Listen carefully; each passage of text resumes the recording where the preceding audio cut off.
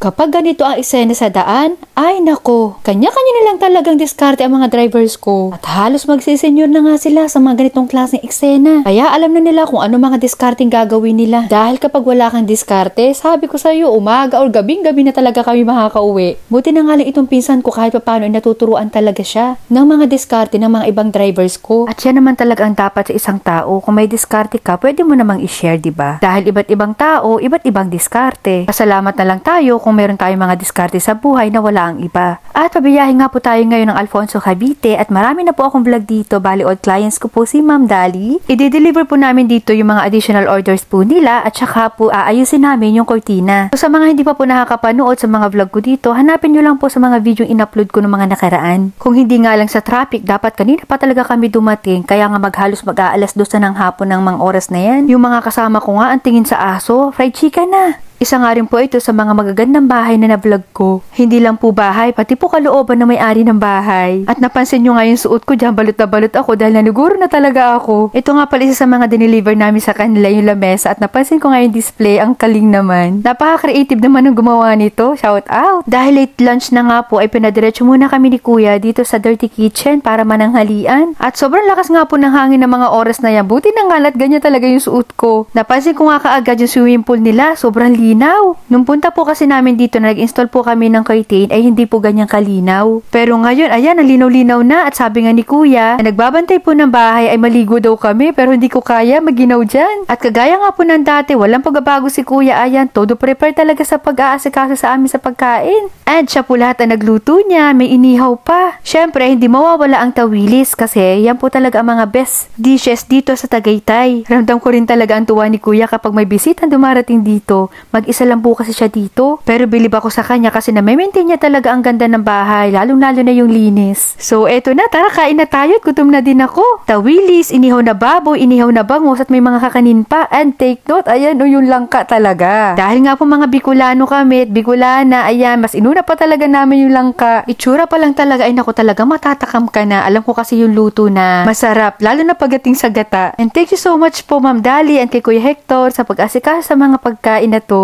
Pangiti-ngiti nga lang ako niyan pero sobrang giniginaw ako ng mga oras na yan. Naka-jacket pa ako niyan ha. Ang sarap talaga sa pakiramdam na kahit hindi mo ka mag-anak, yung pag-welcome talaga sa'yo, grabe. Dapat po talaga 5 kami dyan kaya lang hindi na nakasama isa naming worker. Pero kahit nga siguro 10 kami, hindi namin talaga mauubos yung ni-ready nilang pagkain. Kumukuha pa nga ng siling labuyo si Kuya ng mga oras na yan. Para daw talaga mas masarap yung kain namin at maginaw nga. Sabi ko kay Kuya Hector, sumabay na rin siyang kumain sa amin. Kaya maraming mga tao na talagang nagkaka-interes sa lugar na to kasi sobrang ganda ng ambience. Yung klima talaga ang hinahabol ng mga tao dito. Lalo na pagdating ng summer, hindi ganun kainit dito. At pagkatapos nga po namin mananghalian, ayan, nag-umpisa na kami mag-install ng mga blinds. Medyo natagal lang po kasi yung blinds nila dahil naubusan po ng stock doon sa warehouse na kinukunan namin.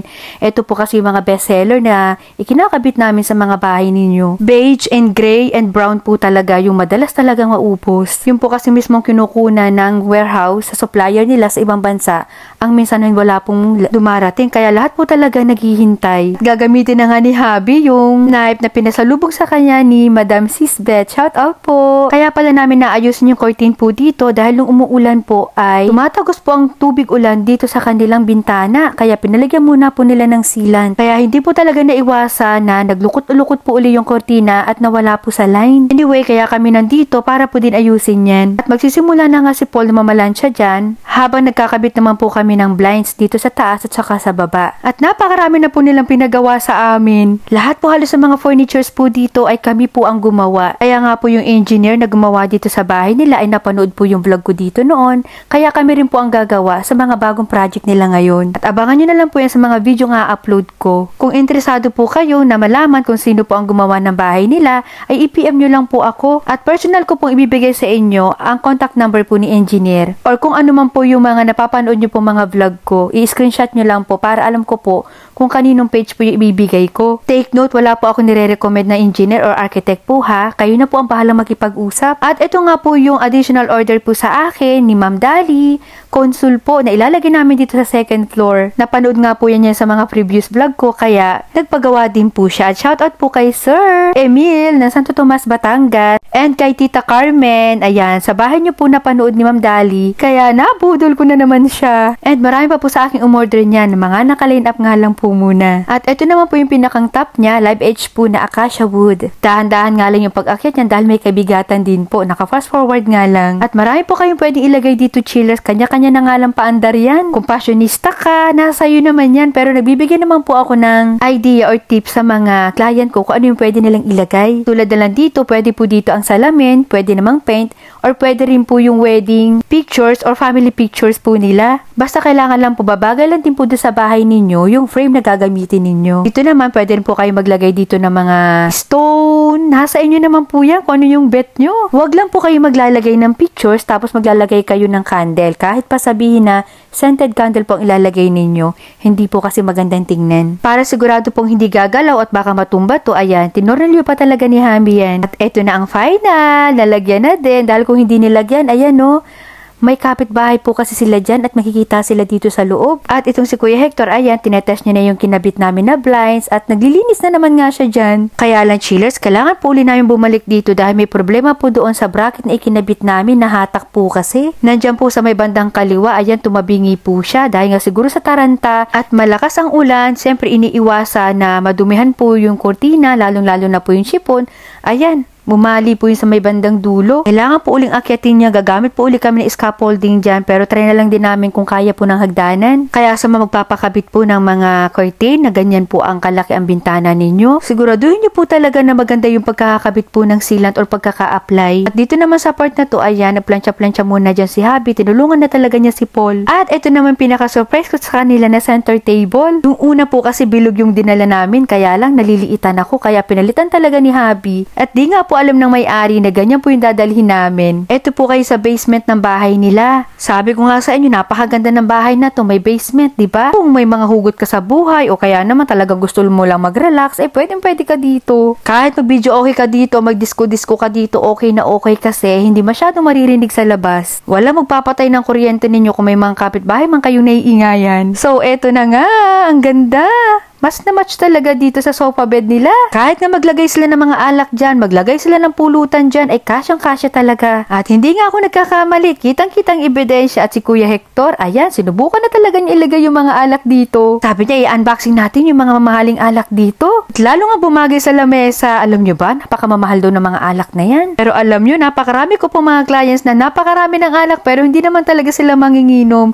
Collection lang po talaga nila. At tuwang-tuwa talaga ako dito kay Kuya Hector kasi nag-enjoy talaga siyang ilabas lahat yung mga alak kasi ang ganda nga naman daw ng table. Mas mahal po kasi yan kumpara doon sa price na unang binigay ko sa kanila. Kaya lang hindi ko na rin sila siningil o dinagdagan pa ng price yan. Sa dami naman ng order nila sa akin ay deserve naman nila magkaroon ng ganyang table. At busy-busy nga si Kuya Hector. O tingnan nyo, pati tagayan, inilabas niya. Unboxing yarn. Pati nga itong sinasalina ng alak, nilabas din niya. Alam nyo ba? Ang bigat kaya niyan, takip pa lang. Diyan po kasi isinasalin yung mga ibang alak, lalo kapag gusto mong nasa room mo lang. At dito nga lang ako nakakita ng alak na may certificate. Huwag yun na nga lang akong pagtawanan. Basta certificate ang tingin ko dyan. Di ko alam kung ano yan. Basta may papel. Or sa glass lang yan, i-correct yun na nga lang ako. Susyunga-syunga kasi ako sa mga ganyan eh. Yung box pa lang, diba? Sabi ko nga sa carpenter ko, parang kaya niyang gumawa ng ganyan.